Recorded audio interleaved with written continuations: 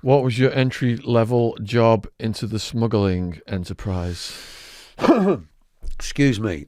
So being around that, I saw things. I saw, I mentioned earlier, there was some money owed out in Italy, and they took my parents hostage. They didn't kidnap them. They took them away, and they weren't released. My mum loved it. It was a lovely. You want to give us the whole story of that? Okay, I will do. So with the operation with Joe and Dad, there was some money owed. I think it had something to do with this alleged shooting. And there was some money owed. And my dad went out there with my mother to pay the money. And there was some missing, not on purpose. And the money was forthcoming, but because there'd been a bit of a mishap. And it wasn't allowed to be explained immediately. So they took my parents. My old man didn't like it because they they locked him away. My mum loved it. It was in a hotel in Naples. She said, I could see the sea and the food was lovely. Your dad was angry, marching about like a lunatic. I went round to tell Joe, they'd phoned up my house. And we was told not to speak on the phones, Yeah. Anyway, there was I got a bit mouthy because my mother was there. And I went round to see Joe. And Joe dealt with it, and they got released, and they come back. But they didn't. I think they took a dislike to me because of some of the things I said down the phone. I think I got told off by Joe and on by the old man. How old were you at that point? I must have been about 17, 18, maybe 19. So that must have messed with your head. Your parents had been kidnapped. Very much so. Well, when you say kidnapped, they were kidnapped, but not to the degree where there was guns and they was wrapped up and they was locked away. It was quite a nice kidnap in a way, but it still meant isolation for 48 hours. And my dad didn't like that, marching about. Your mum said he was marching about like a lunatic, and he didn't take kindly to it. But yeah, it messed with my head, and I think progressively through my years, the dysfunction that grew in me, the antidote for it was to love money, love drugs, love women, or think I did. And so I was always looking for that extra fix, the wanting and the getting, the give me. And it became very destructive. So were you transporting drugs? Well, eventually I did. I got to that. I'd done my little apprenticeship on the streets of London and got arrested a couple of times. What was that? Was doing what? I was arrested for cocaine. Selling cocaine? It was in the car, they said. So, and I got arrested and it was in a mad police chase. What does that feel like?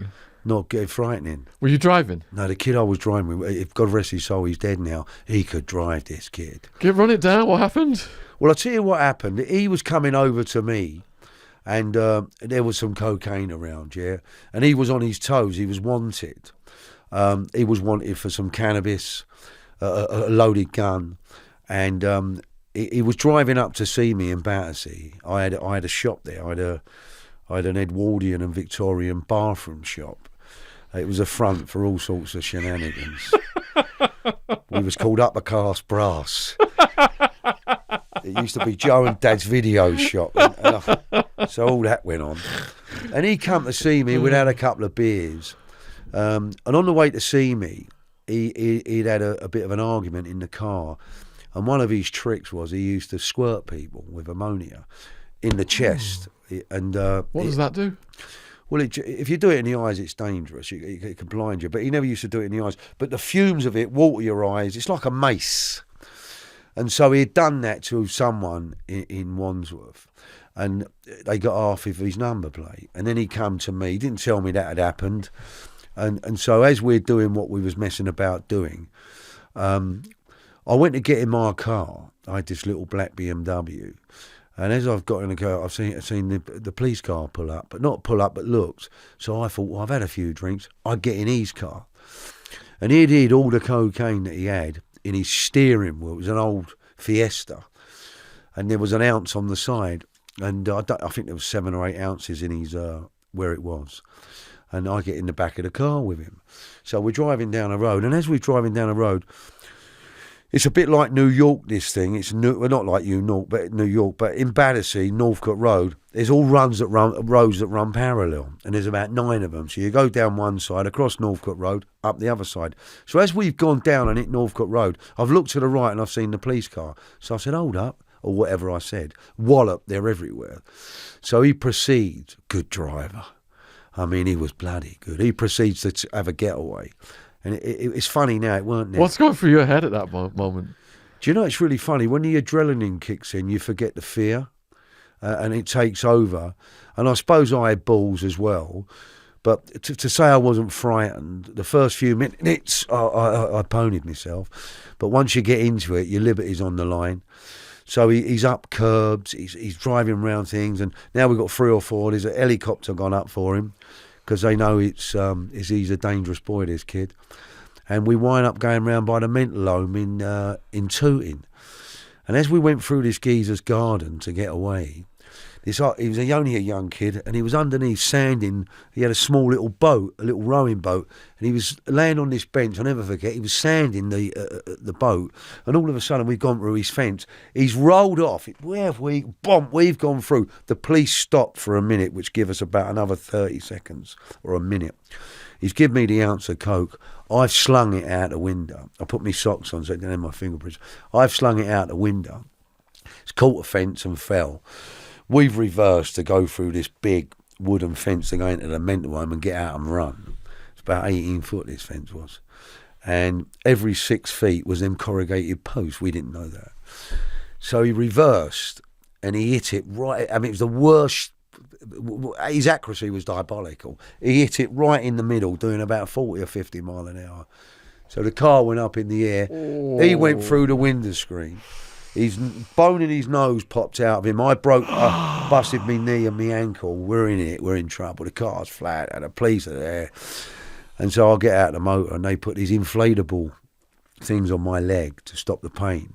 I had internal bleeding. But the mother of the kid who was sanding his boat down, it's quite a posh lady, come out of a stick and started belting me. You bastard. She excuse my French.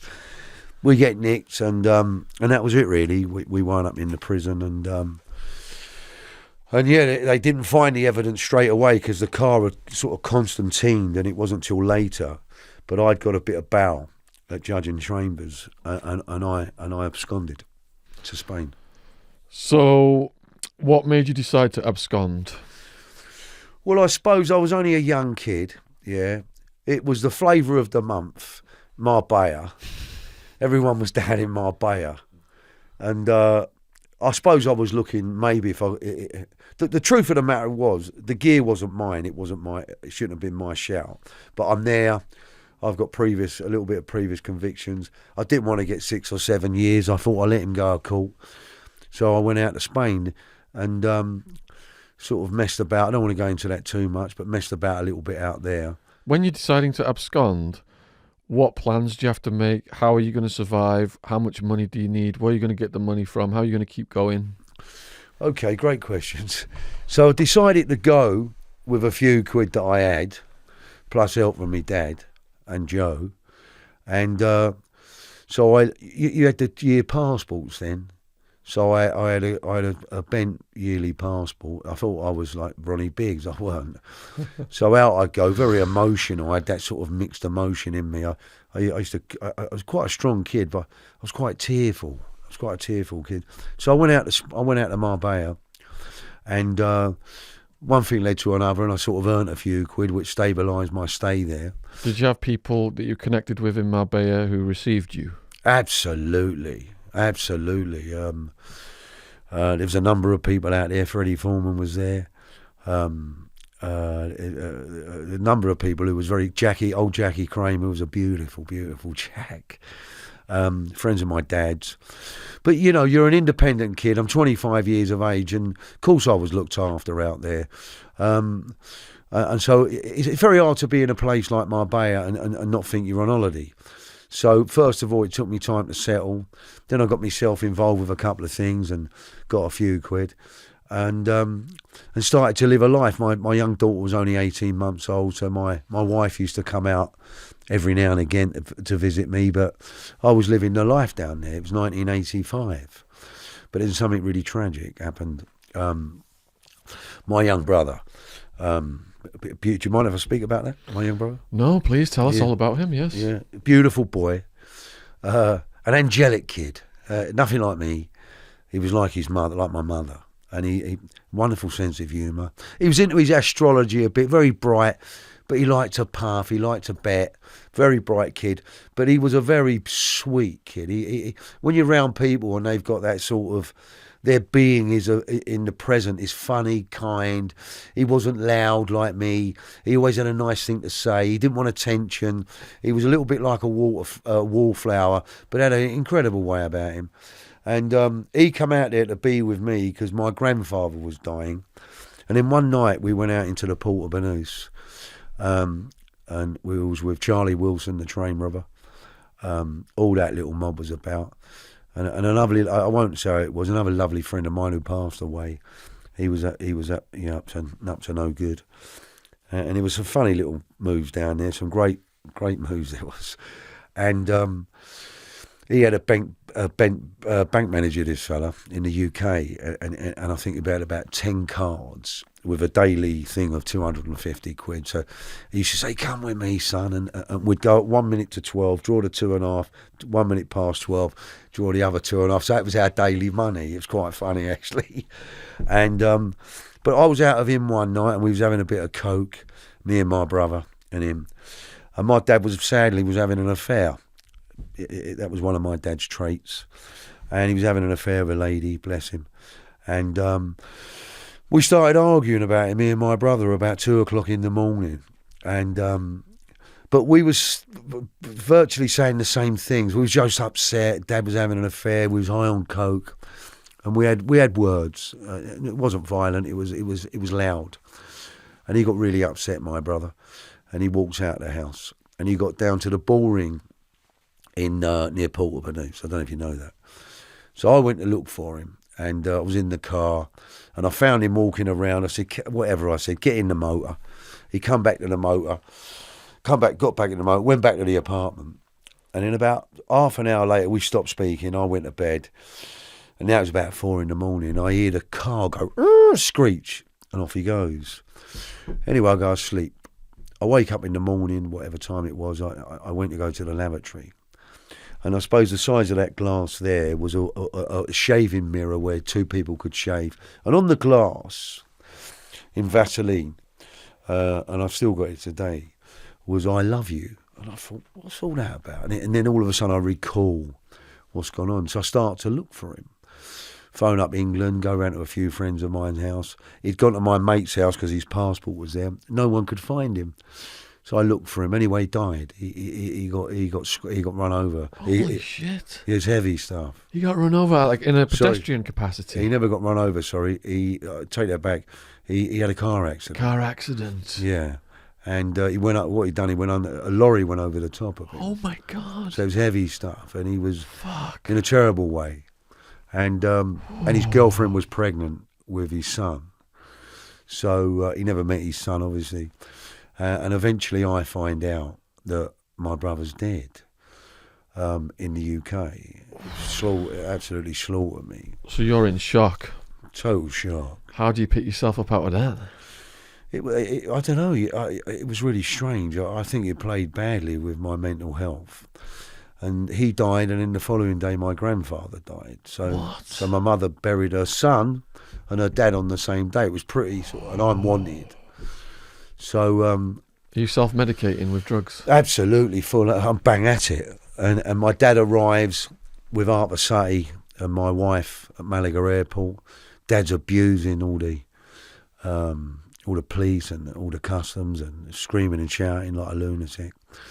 Blamed me, didn't know what he was saying. He thought it was me who died, then he found out it was my brother. And my brother was the angel. He was the baby of the family. And so we go to the morgue, and I know that my brother is. They say he was squashed. We couldn't even see what he looked like. And they pulled it. They pulled the coffin out, and all they showed us, they had a sheet over him. But I looked down the sheet and I could see that he didn't exist. And all we could see was this part of his face, just this right-hand side.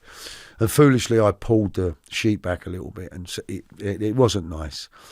My dad tried to get him out of the coffin drunk. The security came. He wanted to carry his boy. He wanted to cuddle his boy for the last time. And they weren't having it. And that night, all the faces came to see Brian Foreman, Charlie Smith, Jackie Kramer. They all came down to visit the old man. He was gone, my dad. He slaughtered all of us. It was the breakup of my family, really. Breakup of my family. He was a beautiful boy. Beautiful boy. So you just ploughed into self-medication then to try and numb the pain? Absolutely. What drugs were you on? I was quite choosy. I used to have a fetish for cocaine, cannabis, and I used to like drinking champagne and brandy. So that was my hit. And but after that, I got very heavily involved with cocaine abuse, big time. How long was the haze? Do you know what? It went on and on and on and on, and in the end, I was in self-pity mode, and I used my brother as an excuse to feel pain constantly. That was the excuse in the end. But I was devastated, absolutely devastated. I blamed myself. I used to get on them ecstasy tablets and go up to his cemetery, and I'd fall asleep up there crying. I used to scream at God, "What have you done?" And it was tragic. But he was only 21, and he broke my heart. And his son was born sort of 6 months after, and he was a beautiful boy, his son Charles. And so it just went on, and then I started having affairs. I disconnected, and there's no excuse. I have to take responsibility for my own behaviour. But I started having affairs with people close to me. It wasn't nice. It wasn't nice at all. Were you getting more heavily involved in criminal activity as well? In a way, no. In a way, yes. I wasn't capable of trusting myself. Not that I'd ever say anything wrong in a police station, but my ability to be on point. I just went into a bag of coke for about 2 or 3 years, and I had an affair with my wife's friend, and I think I had a bit of a breakdown, but I never went and got any help. I self-medicated and wound up on the Valium and pints of beer. What were the symptoms of the breakdown? The symptoms of the breakdown was I thought I was losing my mind. I couldn't sit still. I started talking to myself a little bit. I was gone. It was like as if there was something had sort of taken me over. And I'm very honest about it. You know, it made me very weak, very vulnerable. I got very angry. I couldn't put 2 words together. But I fought it. I fought it, so I believe in a gallant way, because I didn't give in to it, and it frightened my parents. They'd lost one child, my grandfather, and do you know, back in the day in the 80s, it ain't like it is today, where you can go and speak to someone. It's advertised everywhere, Samaritans or NA groups or church or self-help groups. It's out there. You've only got to go on the internet. Well, then it was sort of a weakness if you had a breakdown. You can't have a breakdown. You're a whatever you are, and so it made me hide it. I hid it out on the outside world, but to the inner circle, they realised there was something wrong with me.